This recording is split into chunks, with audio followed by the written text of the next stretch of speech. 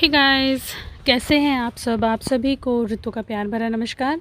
Friends, आगे बढ़ने से पहले यदि आप चैनल पर नए हैं तो चैनल को सब्सक्राइब कीजिए और बेल आइकन को दबाना मत भूलिए ताकि आगे आने वाली नोटिफिकेशंस आपको सबसे पहले मिल सके। फ्रेंड्स, ये मैंने सीड्स के माध्यम से अपने घर में पम्पकिन और ये बीन्स लगाए थे। बीन्स के जो लीव्स हैं आप देख रहे हैं काफ़ी स्वस्थ हैं, ग्रीन है और पम्पकिन का साइज़ भी काफ़ी अच्छा है। करीबन 1 से 1.5 किलो का जो है वो पम्पकिन हो गया है। आज मैं आप लोगों से वो अपने गार्डन में अप्लाई होने वाली वो मैं सीक्रेट विधि फर्टिलाइज़र बनाने की शेयर करूँगी, जिसको एप्लीकेशन से आपको काफ़ी बेनिफिट होगा। मेरे पास कई सारे कमेंट्स आते हैं कि हमारे पौधे में फ्लावरिंग नहीं हो रही है। तो फ्रेंड्स, सबसे पहले मैं उसका रिज़ल्ट आपको दिखाना चाहती हूँ कि इस फर्टिलाइज़र को लगातार अप्लाई करने से ये उसके रिज़ल्ट्स हैं।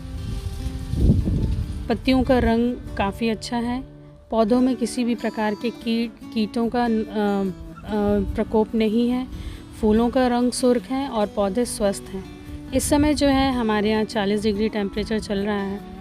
तो ये जो मैं फ़र्टिलाइज़र बनाती हूँ इसे आप घर पे हर साल में कभी भी किसी भी मौसम में आप बना सकते हैं और हर मौसम में आप इसे अपने गार्डन में अप्लाई कर सकते हैं। इसे बनाने के लिए आपको बाज़ार से कोई स्पेशल चीज़ खरीदने की आवश्यकता नहीं है। इस फर्टिलाइज़र की ख़ास बात यह है कि यदि आप बीज लगा रहे हैं तो मिट्टी में आप डाल सकते हैं इसे। यदि आपकी सीडलिंग्स की ग्रोथ प्रॉपर नहीं हो रही है या उनमें फंगस का अटैक हो रहा है तो भी आप इसे अप्लाई कर सकते हैं। किसी पौधे में फ्लावरिंग और फ्रूटिंग नहीं हो रही तो भी आप इसे अप्लाई कर सकते हैं। तो फ्रेंड्स, ये जो सबसे अच्छी बात और ये है कि यदि आप जड़ों में और फोलियर स्प्रे या पत्तियों में आप साथ में स्प्रे करें या डालें, एप्लीकेशन करें तो इसके रिज़ल्ट्स जो हैं ये आपको बहुत अच्छे मिलेंगे। ये मेरे ठंड के फूल हैं। वैसे गज़ानिया साल भर फ्लावरिंग करता है, तो ये मैंने बाल्टी में बना कर रखा है। साथ ही जब भी आप कभी दें तो इस चीज़ का ध्यान रखें कि 1 कप के लगभग दें, चाहे आप सुबह अर्ली मॉर्निंग दीजिए चाहे आप इवनिंग आवर्स में दीजिए। और ये स्प्रे भी आप कर सकते हैं उसे, और स्प्रे करने का तरीका यही रहता है कि जब भी आप इसे स्प्रे करें दिन के किसी भी समय में आप इसे स्प्रे कर सकते हैं। ये कोई नुकसान नहीं पहुंचाता, इसमें कोई केमिकल्स नहीं है, प्योरली ऑर्गेनिक है। साथ ही स्प्रे करने का तरीका ये है कि इतना आपको स्प्रे करना है कि पत्तियों से बूंद के रूप में ये गिरने लग जाए। इसमें हर वो पोषक तत्व मौजूद है जो पौधे को हर अवस्था में सैपलिंग से लेकर फ्लावरिंग या फ्रूटिंग तक की ज़रूरत पड़ती है। इसे आप रेगुलर बेसिस पे यदि इस्तेमाल करेंगे तो आपको रिज़ल्ट्स काफ़ी अच्छे मिलेंगे। और ये आप देख रहे हैं ये कृष्ण कमल का फूल, अभी हमारे यहाँ कृष्ण कमल में काफ़ी सारी कलियाँ आई हुई हैं। तो फ्रेंड्स, इसे बनाने का तरीका क्या है ये आप देख लीजिए। ये जो है ये हमारे घर का कचरा है, वेजिटेबल वेस्ट, किचन वेस्ट हम जिसको बोलते हैं। इसमें प्याज, लहसुन के छिलके, हरी मिर्च और ग्रीन जो वेजिटेबल्स हम खाते हैं वो, साथ में चाय पत्ती और फलों के छिलके, इन सभी को मैंने ब्लेंडर में डाला है। और इसे हमें दरदरा पीसना, महीन नहीं पीसना है। दरदरा इसलिए हमें पीसना है क्योंकि जब हम इसे दरदरा करते हैं तो इसके जो बाय प्रोडक्ट बचता है या इसका जो पल्प बचता है उसे हम जड़ में दबा के, जिन पौधों में आपके फ्लावरिंग नहीं हो रही है उसे आप दबा सकते हैं। तो ये डिकम्पोज भी अच्छे से होता है। साथ ही फ्लावरिंग के लिए जिन पोषक तत्वों की आवश्यकता होती है वो भी इसमें आपको मिल जाते हैं। ये मेरा अपना ट्राइड एंड टेस्टेड मेथड है और मैं आप लोगों से वही चीज़ शेयर करती हूँ जिसमें मुझे सफलता मिलती है। इस कचरे में या किचन वेस्ट में आप कम से कम 1 से 1.5 गिलास पानी डाल लीजिए थोड़ा सा इससे, ताकि ब्लेंड होने में प्रॉब्लम ना हो। ब्लेंड हमें इस तरीके से करना है कि ये बहुत महीन ना हो। मैंने आपको पहले भी बताया, इस तरीके से आपको दरदरा पीसना है। जब हम इसे दरदरा पीसते हैं तो पल्प में जितना भी पोषक तत्व होते हैं, पल्प कहना चाहिए, या छिलकों में, सब्जियों और फलों के छिलकों में जो भी पोषक तत्व होते हैं, चाहे वो मैक्रो न्यूट्रिएंट्स हो चाहे वो माइक्रो न्यूट्रिएंट्स हो, वो सभी जो है वो इसमें पानी में रिस के बाहर आ जाते हैं। अब जो हमें काम करना है वो 25 ग्राम के लगभग आप गुड़ लीजिए। ये 25 ग्राम के लगभग गुड़ है। इसे आप 1 से 1.5 लीटर पानी में ऐसे घोल लीजिए पूरी तरीके से, इसे डाइल्यूट कर लीजिए।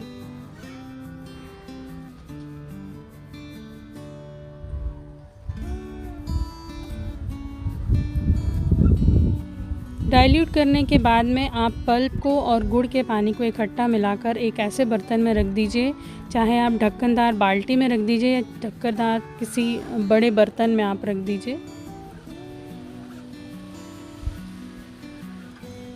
ये देखिए मैंने एक बाल्टी में इसे रख लिया है। अब जो हमें काम करना है वो ये कि इसमें हमें डालना है 10 ग्राम के लगभग बेसन यानी चिकपी फ्लोर। ये देखिए, इसे आप डालकर और मिला दीजिए। मिलाने के बाद में आप इसे छायादार जगह में ढक के कम से कम 72 घंटों के लिए 3 दिनों के लिए आप इसे रख दीजिए। गुड़ और बेसन से जो है हम एक कल्चर तैयार करते हैं जो माइक्रोब्स की पैदावार और उनकी संख्या, गुड़ जो है वो माइक्रोब्स को पैदा करता है और बेसन जो है वो उसकी संख्या को बढ़ा देता है।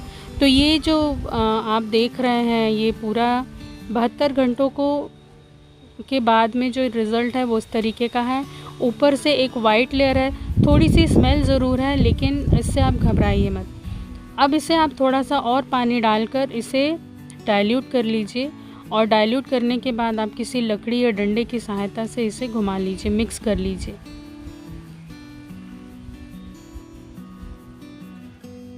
धीरे धीरे घुमाइए, बहुत तेज़ी से मत घुमाइए, बहुत धीरे धीरे आप इसे मिलाते जाइए, जिसमें कि जो ऊपर की वाइट लेयर है वो पूरी तरीके से मिक्स हो जाए। मिक्स करने के बाद में आप जो है इसके 2 मग पानी 20 लीटर पानी में आप मिक्स कर सकते हैं।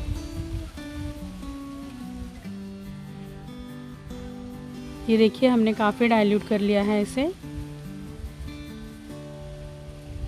और इसके बाद में जो है आपको 20 लीटर बाल्टी में 2 मग्गा इसका लेना है और उसे एक प्लास्टिक की छन्नी की, आप छन्नी इस्तेमाल करेंगे तो अच्छा होगा, क्योंकि यदि हम किसी कपड़े से छानते हैं तो वो थोड़ा सा प्रॉब्लम क्रिएट करता, प्रॉपरली छन नहीं पाता।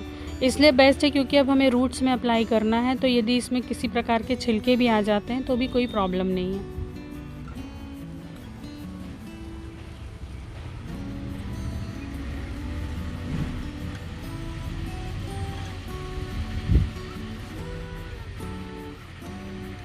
इस तरीके की प्लास्टिक की छन्नी से आप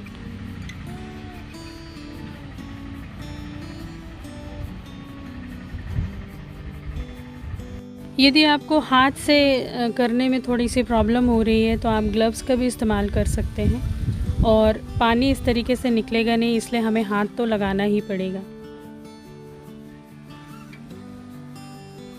जो बचा हुआ पल्प होता है उसे आप किसी पौधे के जड़ में आप दबाना चाहें तो दबा सकते हैं, ये नुकसान नहीं करते हैं और इसमें कोई फंगस भी नहीं होती है।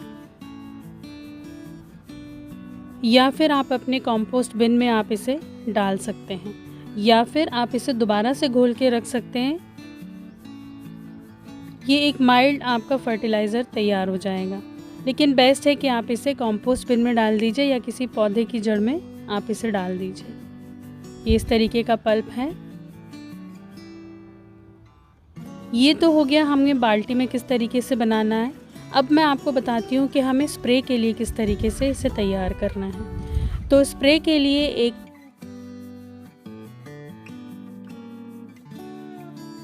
5 लीटर का स्प्रेयर है और इसमें मैं 25 ml ये लिक्विड डाल रही हूँ और इसे आप मिला लीजिए और इसे अपने हर पौधे में, चाहे वो सक्लेंट्स हो, चाहे वो फ्रूटिंग हो, चाहे वेजिटेबल्स हो, चाहे फ्लावर्स हो, जितने भी प्रकार के पौधे उनमें सब में स्प्रे कर दीजिए।